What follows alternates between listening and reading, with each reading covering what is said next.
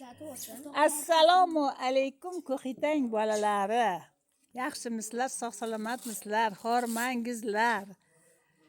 O'qishlar qanday ketyapti? Darslardan 5 baholar ko'payaptimi bolajonlarim? Mana bolalarim bo'sh paytlarini bekor o'tkazmaslik maqsadida bizning tabiiy boyligimiz qo'ylar junini xor qilmaslik uchun undan har xil narsalar yasamoqdamiz. Bolalarga shuni o'rgataylikki, paxtaga nisbatan ham qo'y juni qishda issiq tutadigan matoh hisoblanadi. Buni biz e'zozlashimiz kerak, chunki mana partalarga o'tirg'ich yasab berishimiz mumkin. Bolalar uchun, aynan bolalar uchun kerakli narsalar shu deb o'ylayman. Ular issiqqina joyda o'tirsa, 4-5 soat maza qilib kelsa, har xil gemoroy degan kasalliklarga chalinmaydilar. Bolalarni qisqasi hamma tomondan e'zozlashimiz kerak. Ular e'zozda ko'xtang bolalari. Bizning hududimiz sovuq, ba'zan svet bo'lmay qoladi. Shunday paytda sinflar sovib qolish ehtimoli bo'lib turadi. Bu tabiiy narsa, bilasiz. Shunlardan ogoh bo'lish maqsadida partalarga biz shu paytda mana qo'y junlarini tashlamagan holda kichik ko'rpachalar tiktirmoqdamiz bolalarning o'zlarining yordamida. Chunki bolalar o'zlari bajarsa, shu narsani e'zozlaydilar, asraydilar, sumkachalarga solib, olib borib yana olib keladilar yoki o'sha yerda saqlab qo'yadilar. Bu ko'rpachalarni hattoki bog'lab qo'yish mumkin stullariga, uni o'zlari biladilar. Bu junlarni xavfli deb o'ylamang aslo azizlarim. Bu junlar katta 100 kilolik qozonda qaynatilib, shaqqallagan suvga qaynatilib, chiqarib olib, yana 100 marta kran suvida yuvilib, quritilib, qoqilib, titilgan junlar, qo'zilarning junlari.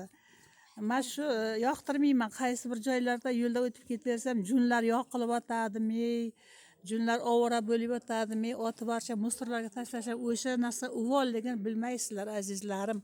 Jun eng uvol narsa ekan. Shuning uchun junni iloji boricha toza joylarini olib, mana shunday ro'zg'orbob narsalarga ishlatishlaringiz mumkin. Qadimda jundan gilam yasashgan, hozirgidek sun'iy gilamlar bo'lmagan, jun e'zozda bo'lgan, qora uylar bo'lgan, hamma joylar jundan bo'lgan, ichki tog'obchalari, belbog'lar hammasi jundan bo'lgan. Azizlarim, jundan tikilgan chakmonlar, jaketlar, onajonlarimizni, otajonlarimiz yoshligini asragan.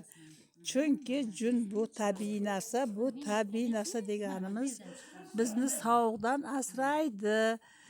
Dilxush tikyapti band. Сильно занят ваши дети, дорогие мои родители, молчайте, съемка идет, съемка. Azizlarim, kechirasizlar, men ba'zan baqirib ham qo'yaman bolalarimga. Bolalarimning bolasiga ish o'rgatyapman, bular bolasini chaqirib olmoqchi. Azizlarim, mana Turkiyada eshitdimki, ko'rpachalarni paxtadan emas, faqat jundan qilishar ekan. Sababiki nam joylar, ayniqsa dengiz sathlarida, dengiz bo'ylaridagi mamlakatlarda namlik ko'p bo'ladi, shuning uchundir balkim. Lekin bu baribir zarar qilmaydi, bolajonlarni issiq saqlash yaxshi natija beradi. Masalan, paxtadan ham qilishingiz mumkin. Paxta issiqlik bermaydi bolalar uchun. Jundan matohlar qiling, jundan hattoki ko'rpachalar qiling. Jundan mana beshiklarga tagidan to'sashga ko'rpachalar qilib bering, hech qanday zarar yo'q. Azizlarim, mana bu ko'rpacha Gulsar opalari uzun ko'rpachani ko'rsatdim, mana beshikni tagiga ko'rpacha qildilar. Beshik tagi issiqqina bo'lib tursa ham o'tmaydi bolalarga. Bitta tushuncha berib bering, qanday bo'ladi. Mana bu beshikning tagiga to'shaydigan ko'rpachamiz. Ichi jun. Ichida jun qaynatilib, tozalangan holda solingan. Buni ichiga tekislab, savab turib soldik. Endi og'zini birlashtirib, endi buni qaviymiz. Chaqalog'imiz issiqqina yotadi qishning kuniga. Sovuq o'tmaydi. Bu qanday teskarilanadi? Gulsar opa, bitta tushuntiring bolalarga. Teskarilash mana bu junda ag'darish. Bitta tushuncha bersangiz. Ko'ryapsiz, mana junni qanday ag'darib o'z holiga keltiriladi. Jild ustiga jildni chapparib junda tutgan holda buni tekislab chiqdik. Endi mana bunday qilib, astagina ko'ryapsizlar bolajonlar, ko'ringlar qanday o'rganib olinglar. Qarangizlar. Ko'rpacha shunday hosil bo'ladi. O'zidan o'zi emas. Kelganda bunday qilib chapparamiz. Qanday osongina ko'rdinglarmi Endi bolalar? o'ng holatda mana o'ngarilib tekislaymiz. Mana junlar ichiga qoladi. Ana fantaziya ko'rdinglarmi bolalar? Jun edi ko'rpachaga aylandi bolalar ko'rdinglarmi? HB material. Bolajonlarimiz partaning ustiga o'tirib, buni o'tirg'ich deymiz. O'tirg'ich ko'rpacha bu, manakay.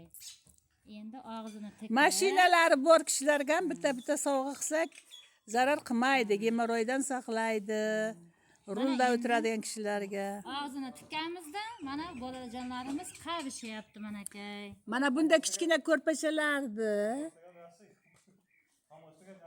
Kichkina ko'rpachalarni beshiklarni oyoq tomoniga tayaga qo'ysangiz, nam o'tmaydi. Qovuz degan narsa bo'ladi. O'sha qovuzning ustidan bitta ko'rpacha qo'ysangiz bo'ladi. Hattoki ichiga salgina archani ezib sovarsangiz hidi yaxshi bo'lib turadi. Lekin garantiya mana shu hozir yuvilgan junda hech qanday junda hidi yo'q. Mana hidlab ko'rishingiz mumkin azizlar. Mana bizni planshetimiz hidni ham bildiradi. Bemalol hidlab ko'ring, hech qanday junda hidi yo'q. Mana bu beshigimizga qovuzcha. Mana ko'rdingizmi? Mana fantaziya, ichi jun. Issiqqina o'tadi. Ustidan oppoqqina Prostinalar to'shaladi. Ko'rdingizmi? Mana bu almashtirishga yaxshi. Yostiqchasi, mana bu oyoq tagiga qo'ygichi. Ana ko'rdinglarmi? Hamma narsaga qilsa bo'ladi. Ulov qilmay ishlatish kerak. Albatta yuvilgan, tozalangan holda. Rahmat opajonisi. Mana bolalarga shuncha narsa o'rgatdingiz. O'ylaymanki, bu narsalar besamara ketmaydi. Kelgusida bolalar o'zlari ham tikka oladilar. Yigitlar mana qarab turingizlar, mana qanday qilib o'ngaryapmiz. Manakay.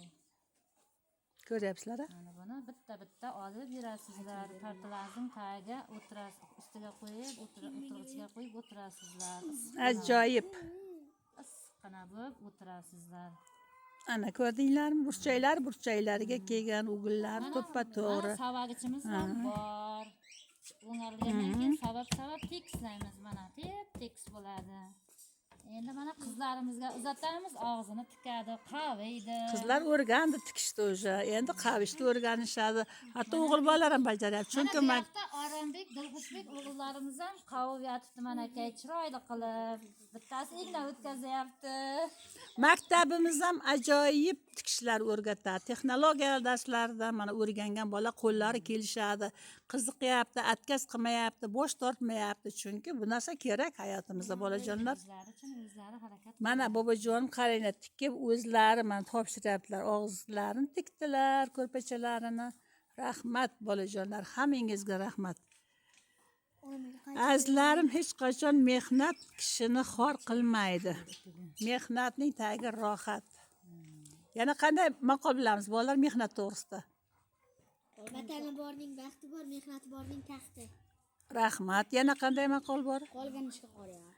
Qolgan ishga qor yog'ar, albatta. Mana shu qilmasak ertaga mana tutilib shamolga uchib ketadi. Mehnat qilib topganing, qand asal topganing. Albatta, qand asal deganday bo'lamiz, mehnat qilsak. Ertaga qoldirma. To'ppa to'g'ri. Bugungi ish qolmas kerak. Albatta. Mana men do'st ekanman, sizlarga achitib gapiryapman. O'rganinglar deb, to'g'rimi? Ismi kim edi bu qizimizning? Muxlis qizimiz mana og'zini tikadi, tayyor bo'lganini. Chiroyli ekan. Ko'rpachalar hammasi chiroyli, ajoyib. Mos, beshiklarga mos. Bunday bir nechta qilib qo'ysa almashtirib turishga yaxshi. Ko'rpachalarni beshiklarga almashtirib tursangiz, chaqaloq yaxshi uxlaydi. Shodibek degan nevaramiz kelyapti hali Jarqo'rg'ondan. Ana u kishi maza qilib uxlaydilar bu ko'rpachalarga nasib bo'lsa. Hammangizga yetadi. Hali davomi bor ko'rpachalar. Yetmaganlar bir-biriniki almashtirib, ikkinchisimandagilar olib ketsin bir-biriga sumkalariga solib. Keyin onalaringizni yubkalarini, eskilarini menga o'g'irlab kelsanglar, mana shuni jild qilib beraman. Xo'pmi, bolalar? Eski ko'ylaklarni, bir kimning partasi qanday rang, shunday kiyimlardan olib kelinglar, men jild qilib beraman. O'zlaring tikasizlar, xo'pmi? Mana xolalaring qilib beradilar. Shunday qilib bugungi maqtov darsimiz tugadi. Jinlarni maqtab biz charchamaylik, sizlar eshitib charchamanglar. Xayr azizlarim, xayr. Hamma sog' salomat bo'lsin. Ishlarimizga omad, chiroyli bolalar bo'lib yuringizlar. Rahmat.